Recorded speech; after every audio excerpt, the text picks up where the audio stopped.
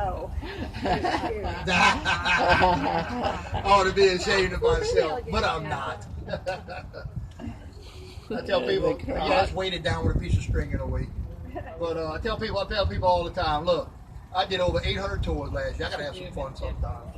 Then I also like to use the croc as a reminder, okay, to remind everybody you won't find any crocodiles anywhere in the United States whatsoever, with the small exception being down the very southern tip of Florida is a saltwater species of crocodile.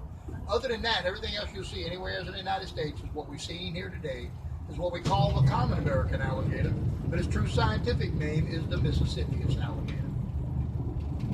Now, all across the world, you have 32 different species of alligators and crocodiles.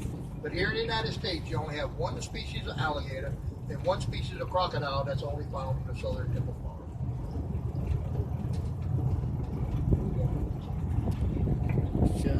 As I come up right here, if you look over here to the left-hand side, I'm looking at the cute alligator. Smile, pretty little fella.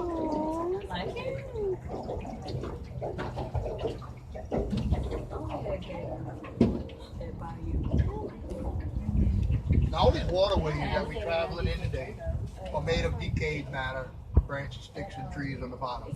And that makes a great ecosystem for a wide variety of fisheries and crustaceans and great abundance. Spotted bass, striped bass, several species of perch and brim, goggle eye, sockeye, several species of catfish. We got what's called a yellow cat, a blue cat, a channel cat, a flathead catfish, and the wildest and most insane thing you ever want to see in your life called a spoonbill catfish. Now, spoonbill catfish, his nose starts off real long like a swordfish. It makes a circle on the end like a spoon stuck in his nose. Really a freaky looking creature. Look at these two little turtles right here. You got a bigger turtle and a little baby turtle over here on the left. That Shaka cabin, we're going to pull right up front and talk about it. Then you got alligator nose garfish, needle nose garfish, a couple other species of freshwater drum, freshwater mullet, freshwater carp. And then you got all your crustaceans out here, being crabs, crawfish, freshwater shrimp. In some of these areas, as you get closer to Lake Pontchartrain, you'll find freshwater clams. So needless to say, the kids, you guys got a great variety of things to choose from. But you know what that's said and done? I always had to ask myself that one funny question. But all things the Cajun guy had to choose from out here, such great abundance of great things to eat.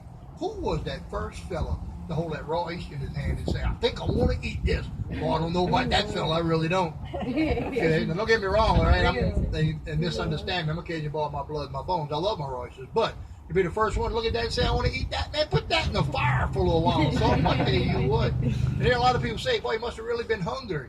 I don't buy that. I think if anything, it had been a big brother, little brother dare. I dare you to eat that. That's how that went down. I don't know if that's true or not, but that's my story, and I'm sticking to it. Room, guys, get a room.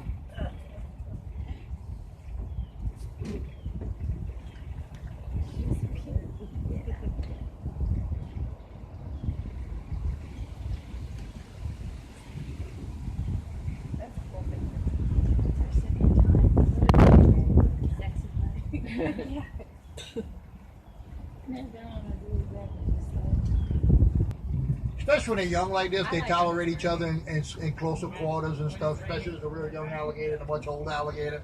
And especially it's kind of cold right now, they probably laying on top of each other to try and get a little extra warmth in there. But as it heats up during the summertime, they'll start getting more aggressive with each other. They won't tolerate each other in close quarters like that. Now, the shack in the cabin you see right here. All right, this shack in the cabin you see, this is our weekend getaway. We rent this out for bed and breakfast. Anybody wants to come out for the weekend? Only charge $10 a night, but as long as you can make the whole night without calling for help. And no, you don't get any food or water or bug spray. You're truly on your own. Now, as much as I like to tease about that, a bed and the breakfast, and I like the way that sounds, this is actually an old trapper's cabin built back in the day by people that lived out there that hunted and trapped animals with their fur for a living. That was big business back in them days, and they made their good money doing. People on the left-hand side of the boat, I'm going to spin around for y'all to get a better view right here, okay? And so, this is also the same types of shacks and cabins that people that used to work for the logging companies would settle and live in. Now, people that lived out here like this face some really unique challenges. Okay, probably one of the first biggest challenges they faced, they lived in always a wet environment. It never, ever dries out. Matter of fact, a couple of weeks have been a good example. A couple of weeks ago, the water was real high. It was flooded in there. You had 4 or 5 inches of water inside the cabin. Well, back in them days, I mean, you couldn't just say, well, I'll go get a hotel for the weekend. You had to live out here like that. And I couldn't imagine how that was living like that. But the people who lived out here were very smart and creative people. They did figure out some ways of having some nice comfort. If you look around at all the trees around us, you see all the gray stuff hanging out of the trees? All the gray stuff hanging out of the trees is called Spanish moss. Now, the thing about Spanish moss is, though, it's not even truly a moss. It's what you call an air plant. The basic definition of an air plant, it doesn't need any root systems or water to survive. It survives strictly on the moisture in the air. And boy, we got plenty of moisture in the air here in Louisiana, I tell you what, so it thrives very well. A lot of people over the years, that this Spanish moss takes nutrients and all from the tree and hurts the tree, which it don't. It doesn't take anything from the tree. It just uses the branches of the tree to spread out and cover more surface area. But the good thing about the Spanish moss, if you feel it, it's actually very soft and fluffy feeling to the touch. I have some here in the bowl, and we'll get passed around. And here you go. And if you feel it,